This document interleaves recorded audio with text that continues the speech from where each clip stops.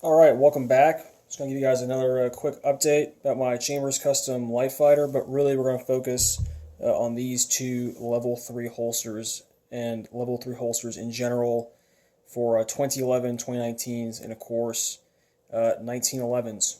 So, the Night Fighter, doing great. I'm right about 14,500 rounds so far, and I have finally given in and changed the recoil spring.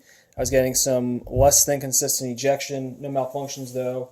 I decided I'd drop a new 13-pound Springco spring in there. I think these cost like $10 or $12, so there's really no reason to not change them regularly, except that you don't have to, right?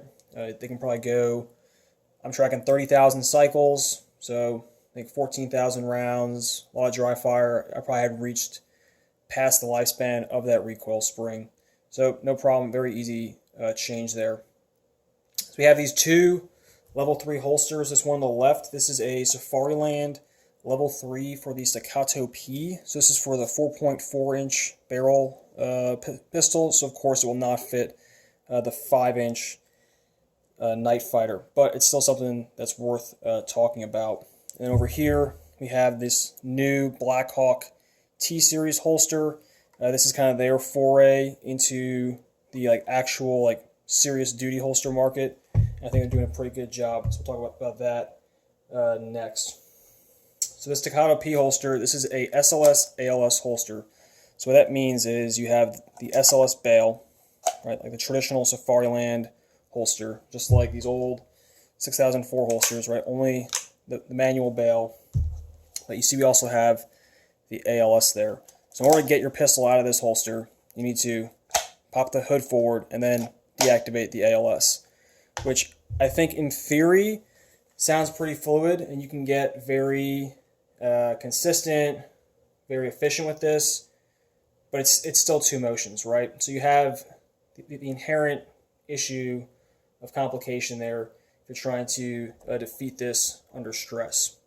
If you need a level 3 holster, that's all there is to it, right? You have to have this, which then necessitates more training to defeat these two retention systems. Some things I like about the holster. First off, I got it wrapped from RDR Arms, or RDR Gear rather, which is why it's in this nice away team colors.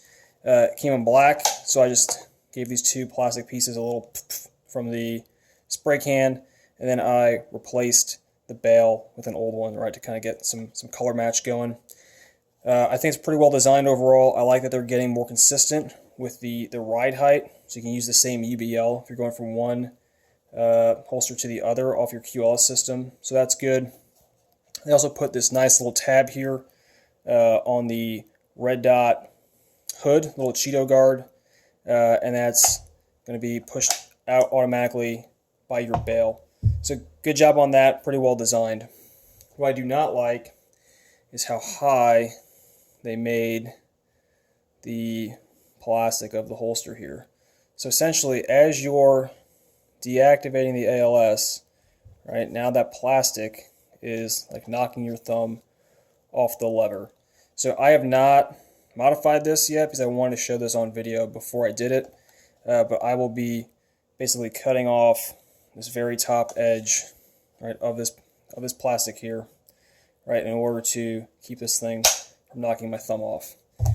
The other modification I'm going to make is this OT Defense nub mod for their level 3 1911, which is just going to be this little piece of plastic that I'm going to pop on here and then glue on with their provided glue.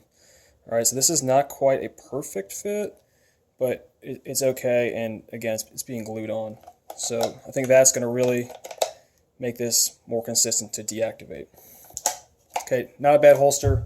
Again, it does not fit a 5-inch gun without modification. So I'm 99% positive I can take out this barrel plug, apply some heat, and be able to drop a 5-inch gun in there. And I also think that you should not have any muzzle sticking out the bottom. You'll probably have the muzzle very pretty much flush with the end of the holster. So I think this is actually an okay choice. If you want to have a Safariland, if you're all about that QLS, you can get a staccato P holster and make it fit a 5-inch gun. You just have to know what to do down here. The other thing about this holster is that it is suede lined on the inside, which is fine, but sometimes that can bind a little bit, so just understand that. The Blackhawk holster is interesting. All right, so this was apparently designed at the behest of a certain organization. It is made in the USA, right? It's made in Montana, which is interesting because these are made in Mexico. So if you want made in the USA holster, you probably should be getting the Blackhawk. There is no QLS style system that I'm tracking for these. So this holster is mounted to this belt loop, whatever other platform that Blackhawk has, and that's it. Potentially someday someone will make a QLS adapter for it. That'd be great, but I'm not going to hold my breath. We have all these different holes down here. What that means is you can adjust the cant of the holster to be either negative, positive, or as I have it right now, neutral. So that's pretty good. You got that one screw for like tension adjustment there, just like you would have on the back end of your Safariland. So you can adjust how this holster fits as far as like the friction fit on the gun. The really cool thing about this is, as far as a level 3 holster, is that the bail, right, like what makes it the level 3, right, and the internal lock, which we can see the little nub right there, right, which is locking onto the light, these are both deactivated with the same motion. So if you can see that paddle there that I'm pushing, right, the outside paddle is deactivating the bail, and the inside paddle is deactivating the lock. So essentially, when my pistol, get in there, when this gun is locked up in this holster, with one motion, I push that paddle inboard, and I've defeated both retention mechanisms. So I am getting essentially the exact same speed of defeat, right? Speed of defeat of the retention mechanism, the exact same motion with a level 2 and a level 3 Blackhawk T Series. So with that's why I have the level 3, not the level 2. So I'm not gaining any speed by having a level 2. It's the exact same motion. So I think this is a pretty well designed holster.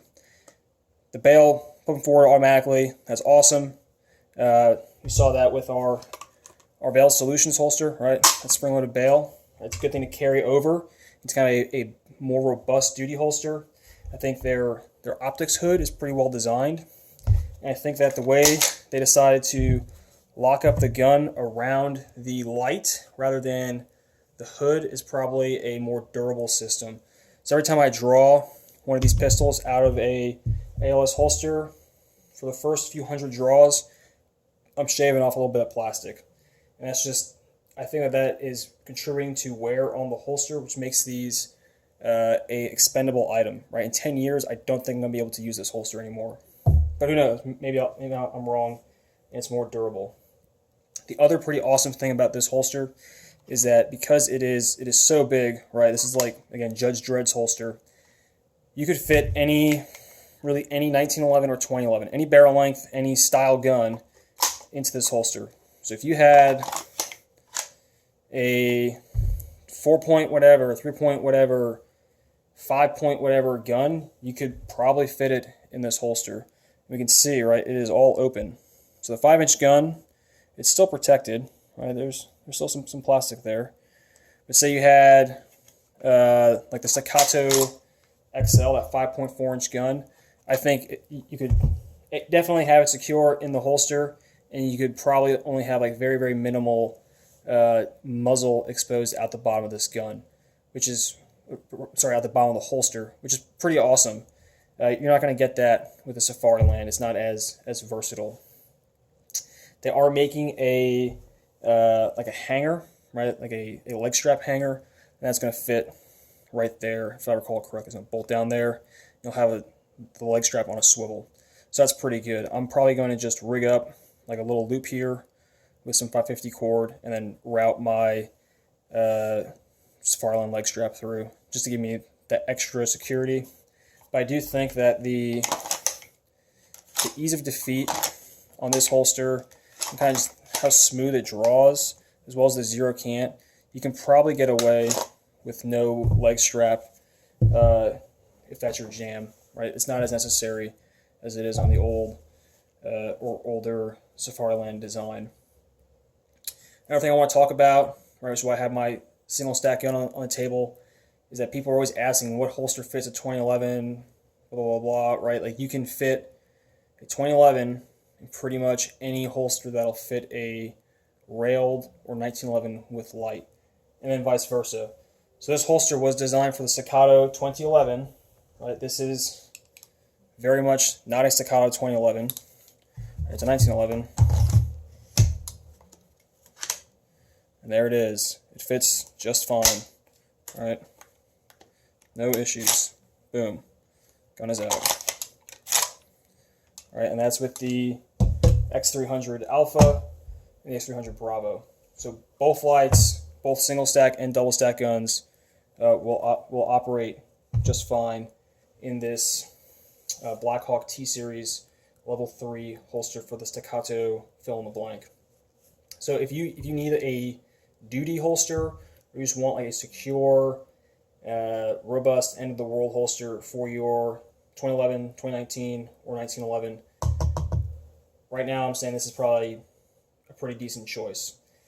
You're not going to be able to defeat retention on this as fast as it is on this. That's all there is to it.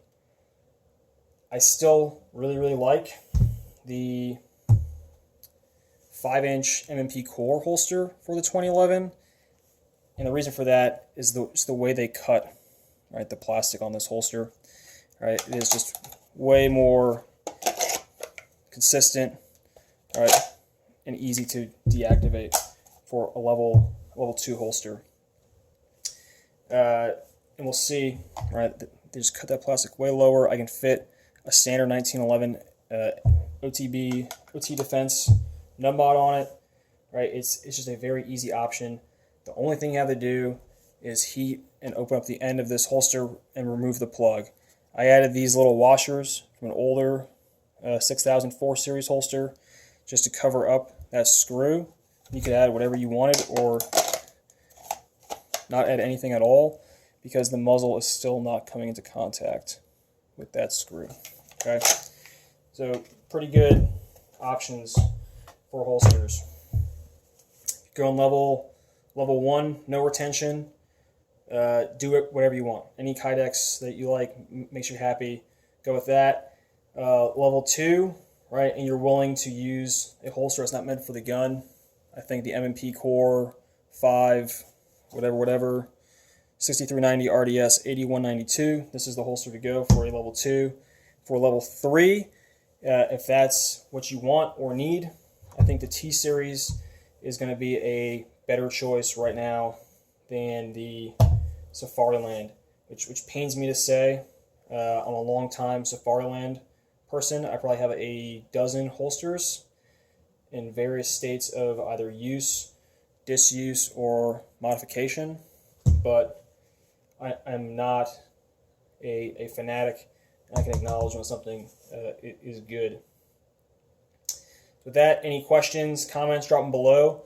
More than happy to answer questions. I know I hit up one of my followers on a forum that we're on mutually. We're answering some questions for him. If you guys would like, let me know if you want to do like a Q&A type video, and I'll make one of those. Thanks.